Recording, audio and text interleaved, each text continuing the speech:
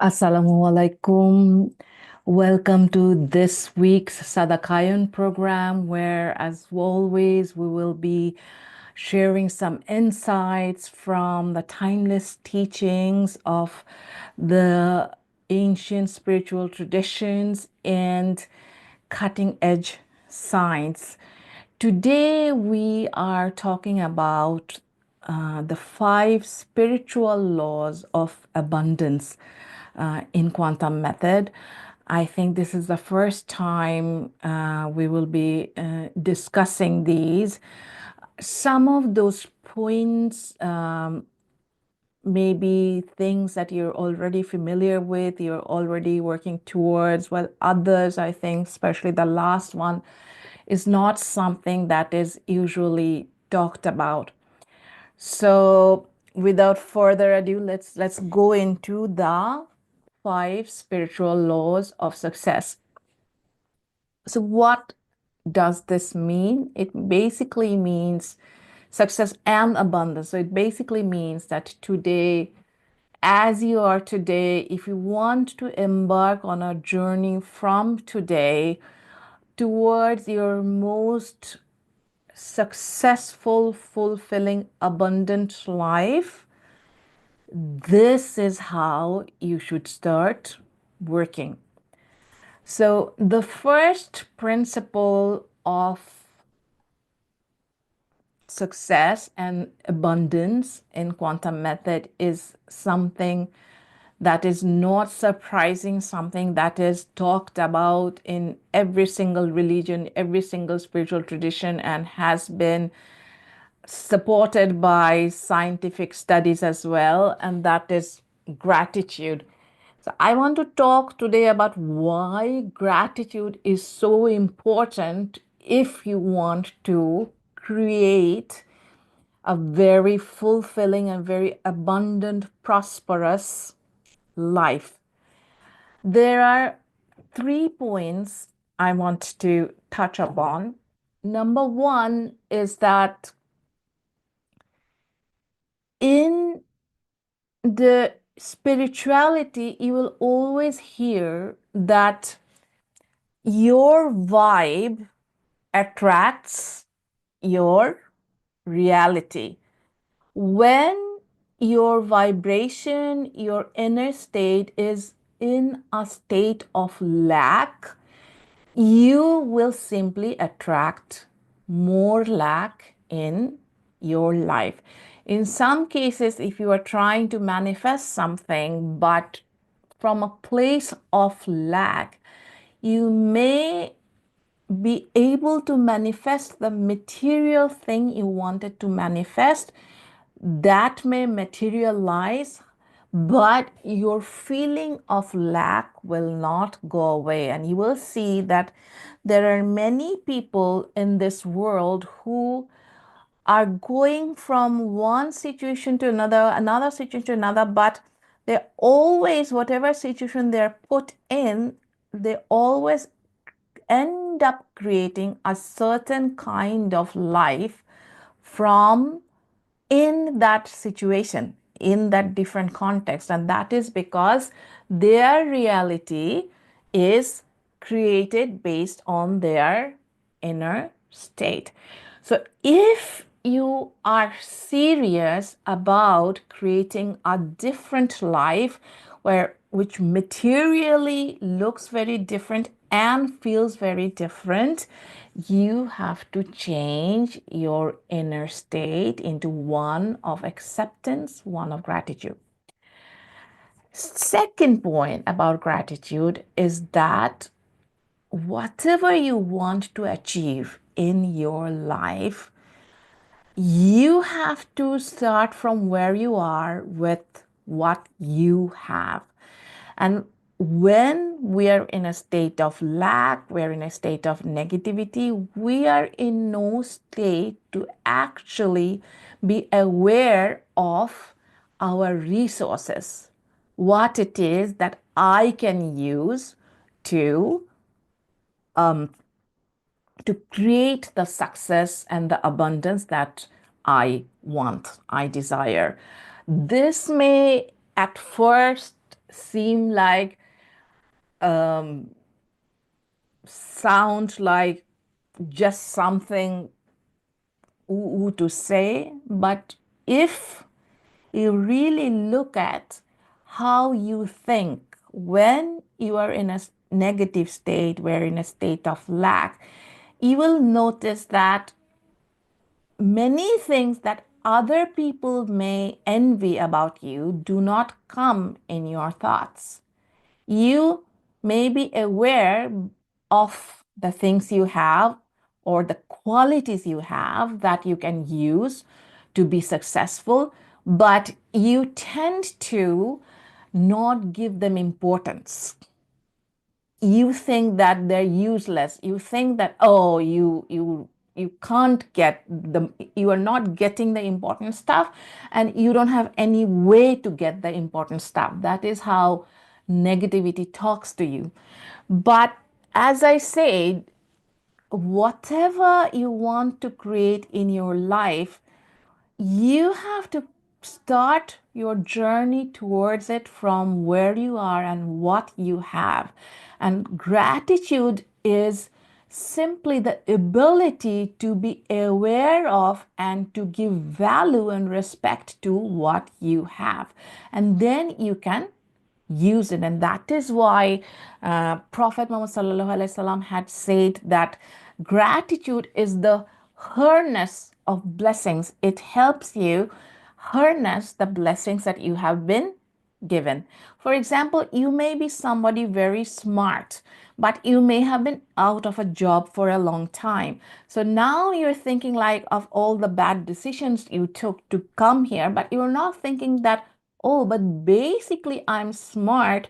And if you really, really own that smartness, then you feel like, okay, I can create again because I have this ability and Allah has given me maybe a little more intelligence than most people. I'm just giving an example. Now, the third point, and this is, I'm speaking of experimenting with these things for the last almost 30 years, is that I have noticed that whenever we are in a negative state, whenever we are in a state of lack, we choose the wrong goals. We don't choose something that we would have chosen if we were feeling opened up and grateful and happy. We're in a high vibration state. When we're in a high vibration state, we tend to choose the things that we really, really want deep down. We tend to choose the things that maybe the universe wants us to choose. The universe has put us in this world to choose and to pursue. But when we're in a state of lack, we usually just are in a survival mode, and we choose things that we don't really desire deep down, and so we cannot harness the power of magnetic desire. So because of these reasons, the foundation for your journey towards manifesting success and abundance is a foundation, has to be a foundation of acceptance, a foundation of gratitude. Negativity is a lie. I don't want to go into this too much before, because I tend to talk about this a lot, but negativity is a result of our biological being filtering out positive things, because it is always looking for threats, because that's its jobs, to protect us from threats. But it is a lie. And if we can open up and see reality as is, we will see there is so much, so much, so much, even after you have lost everything, that there really is no reason for us to be ungrateful. In fact, Helen Keller, I think most of you would know of Helen Keller. She was an American lady who was deaf and dumb, but she managed to get educated very well educated and have created a successful career as an inspirational speaker, uh, and a thought leader. So when she was once asked that, don't you have any complaints that you haven't been given the power of, she was deaf, dumb, and blind. Deaf, dumb, and blind. So you cannot, first she was dumb, I mean, she couldn't hear, and she was blind, and then she learned to speak through touching people's from a teacher, touching the lips, and then she learned how to create the sounds. Anyway, so when she was asked, like, don't you feel angry because you have been deprived of so much? And she said, I have been given so much that I don't have time to think about what I have not been given.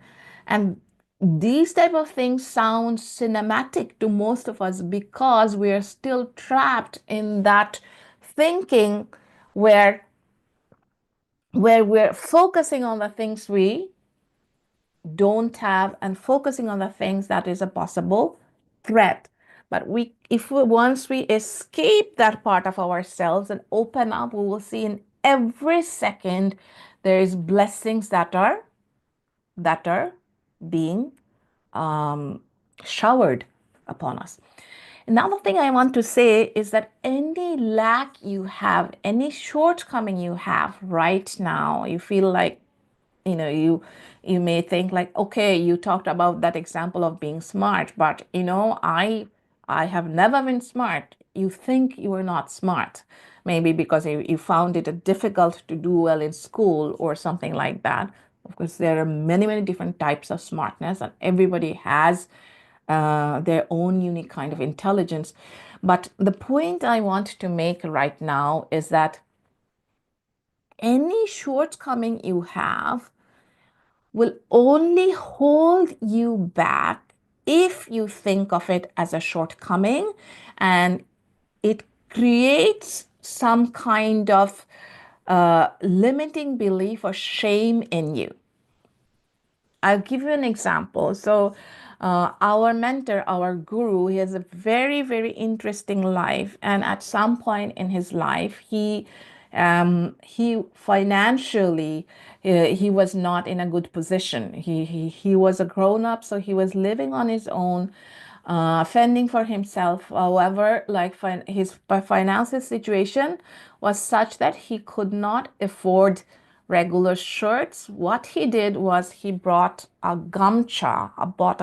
So for those who are not familiar with what gamchas are, so gamchas were what most Bangladeshis have used uh, for as long as we know, to dry themselves. So we don't use, now we do, but traditionally we didn't use towels, fluffy things.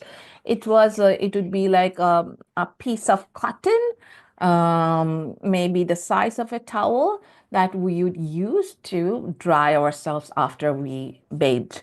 So those are typically quite inexpensive, quite cheap. So what he would do is, like, he would get a gamcha and then he would cut a hole in it, to put his head through, and then maybe sew the sides himself to create substitutes for shirts. So that's all he had. Maybe he had one or two of them. So one time he was going to a job interview and he didn't have a regular shirt and he wore his gamcha. And then when the interviewer asked him, like, what is this you're wearing and why are you wearing this, he went and said, very honestly, that this is made of a gamcha. I had this made because I don't have shirts. And then he said, then he said, like, if you prefer to see shirts, try giving me the job and see how many shirts I buy with the salary you give me. He got the job. You know why? Because we think that interviewers are stupid people, but interviewers are not. They realize if a person has that much confidence, then they can confidently face an interview board wearing a gamcha, that person can attain a lot of things, which time has proved that indeed they would have been right, because that human being went on to attain a lot of things, created a lot of financial abundance, lot of success, lot of contribution for himself. So again, the point is not what you lack, the point is how you feel about what you lack. If you in yourself feel confident, you can find a way to turn that lack into something that is to your advantage, actually works to your advantage.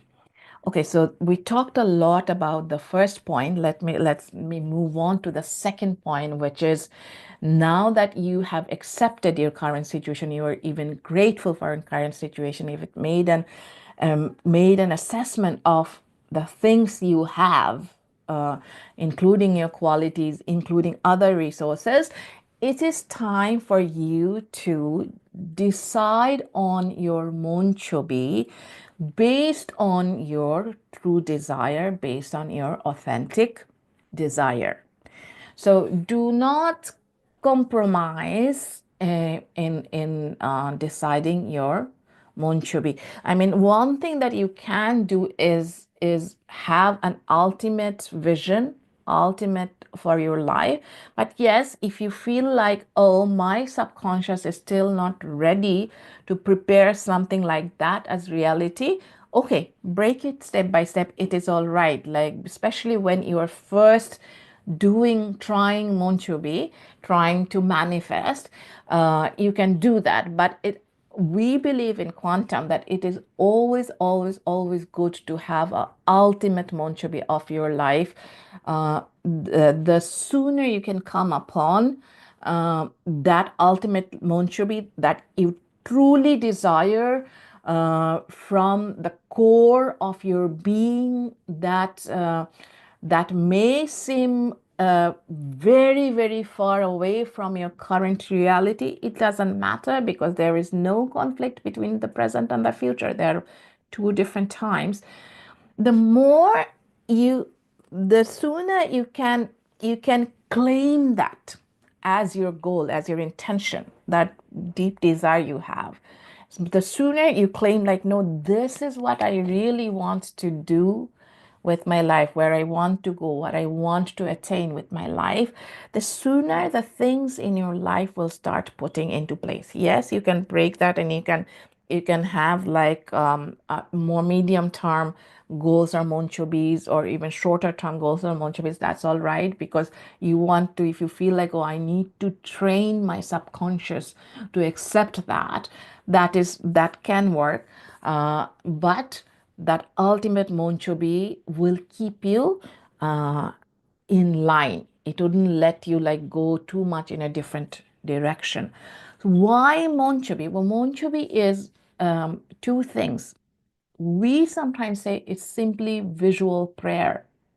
You are telling the universe what you want, and because your mind understands images, you are doing it in the language of images rather than words.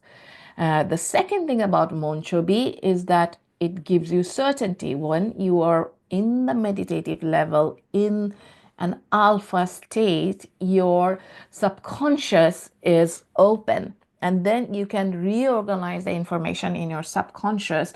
And when at that state you are visualizing something, your subconscious accepts that as your reality. You're familiarizing your subconscious with it, and you're creating a sense of certainty deep down, which will keep you enthusiastic and positive as you pursue your goal. You will see, if you do this properly, you will see that after depending on how much of the prior negative programming and negative energy you had to clean up and release. After some time, you will see that you are feeling a new enthusiasm. You are feeling motivated to work. You are noticing more things, more serendipitous incidents are happening in your favor. When somebody attains something that you want to attain, you feel happy for them rather than feeling jealous. All of these are signs that your subconscious is starting to accept the mantra you've given it. And sometimes it may happen fast, sometimes it may take some time, but as long as you're persistent, it will happen. So that's number two. Number three, very important, start giving the things you want. If you want to be a super successful speaker, start being a very good listener. If you want to be a big leader, start with being a very good follower. If you want to make lots of money, start donating money. It's always the universe is a whole. We are part of that whole. The way things that you want will come to you, some things will come to you, and then you will give things to other people who need what you have to give. So that's how you create a beautiful life. And plus, the satisfaction is of giving is something that we don't understand until we actually experience it. Like our negative side always tells, no, no, no, no, no, don't give this, don't preserve, preserve, preserve, preserve. That simply keeps us isolated, keeps us in lack. So start giving your best things. If you believe your best thing is your smile, smile a lot. If you believe your best thing um, is how smart you are, use your intelligence to help other people. But start giving, and you will see how uh, things start falling into place. Number four, very important, this is where many of us fail, is persistence. It's very, very, very, very important when you are in your journey to keep on keeping on. Things may or may not come to you the way you expect them to come. Things may, oftentimes they won't. But what if you are going through life every second thinking, is this happening or not? Is this happening or not? You are destroying the certainty that you put so much effort to create within you. So now, so then you are destroying your inner state, which is your most important asset in pursuing anything. So think of an egg, like my guru always gives us this example of an egg. So after the chicken lays the egg, you have to hatch it for a certain amount of time until the no, sorry, it's the word hatch. Anyway, you have to keep it warm for a certain amount of time until it is hatched, until the chick comes out. Now what happens if when like the egg is going through that process, you keep picking it up and and start checking, is it ready to hatch it, is it ready to hatch it, is it ready to hatch it? What happens? Will the egg hatch? It will not.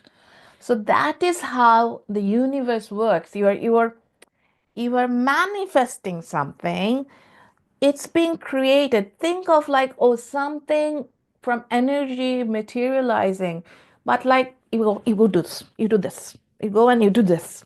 You do this. And then you're like, oh, why isn't this happening? This doesn't work. No, you have to let it settle. You have to let it settle. You have to let it settle. And when things, if you're doing it the right way, if you're visualizing in your meditations in the alpha state, if you started from a place of gratitude, if the thing you want is a genuine desire from your heart that is good for you and good for others, then it will yield something good. Once in a while, the universe decide, like if it's universe decides that, okay, I will give you something better. But typically, if you're doing it with the feeling and the feeling that is positive, the universe does materialize it for you. So, so you have to keep the certainty, keep on going if it's a noble goal, and not destroy it. Keep persistently, and when the universe takes a different direction, you you will see, if you look carefully, that that direction actually might be better for you in reaching where you want to reach. It's actually like, or that direction might help you learn some lessons that you needed to learn to get to where you want to go. So persistence, sabr, as it's called in Islam, is a very, very, very resilience. Persistence is very, very, very, very important skill in life and in trying to manifest that the life that you want. And then the last thing, as I mentioned, that's not always talked about, um, is community. Is community. This is really important. Do not expect to create things if you are isolated. If your dreams are big, you will need to inspire other people to work towards your dreams. I mean, just think of like some of the people who we talk about so much in today's world. I don't know if they can be considered noble or not, but they've certainly amassed a lot of material wealth. Think of how Amazon works, or how Google works, or um, how all the social media things work. They work because they created platforms where that harness other people's attention, other people's activities, right? So you can't, if you're just in isolation and you're thinking and working, and you cannot inspire other people to to work for the things that you want, then your attainment will stop at a certain level. So that is why we say that it's this thing of community is really important.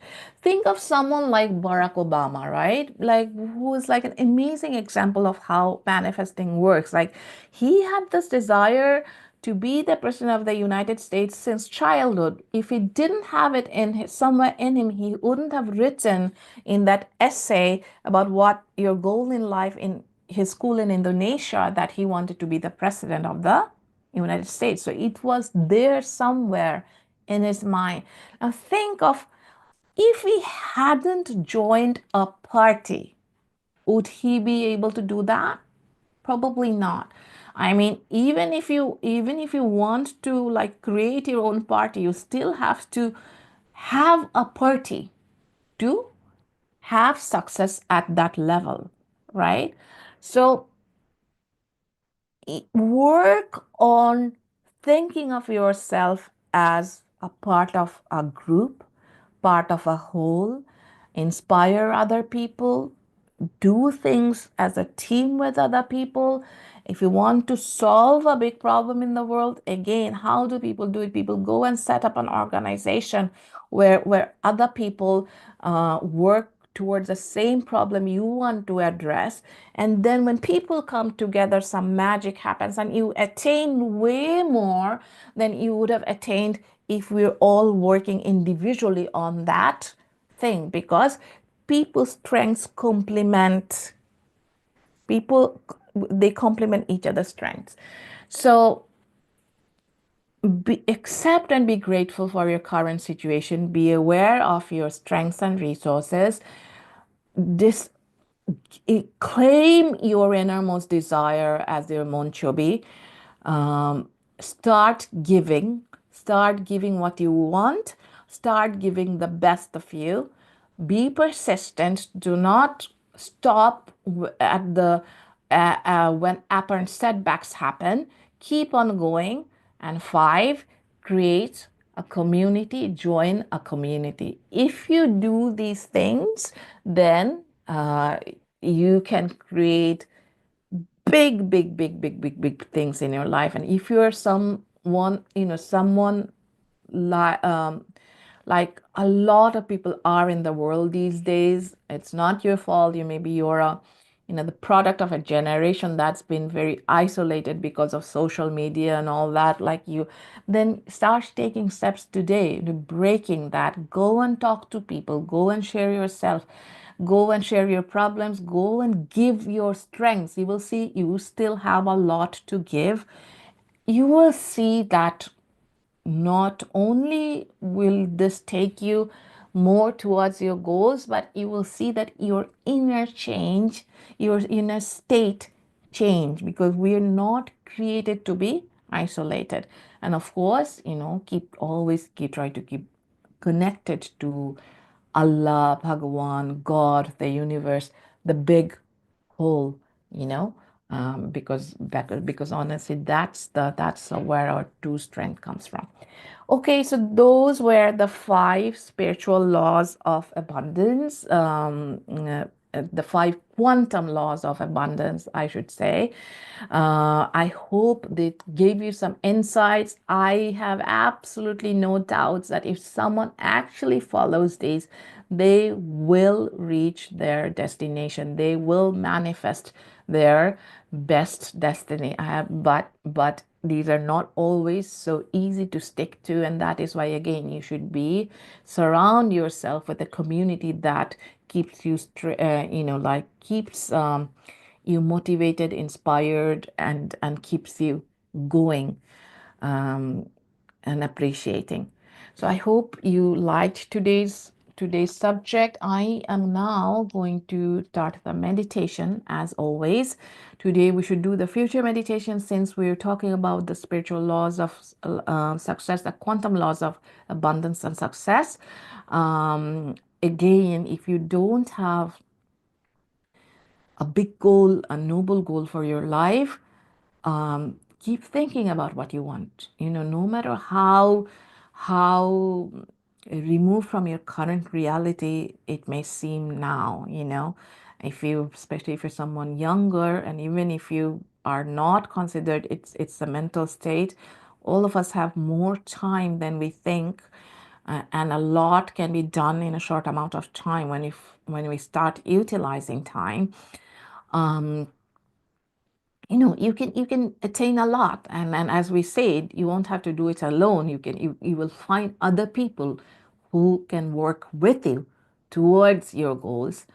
um, so it's really worthwhile to have a life's vision, a life's mantra, a life's purpose.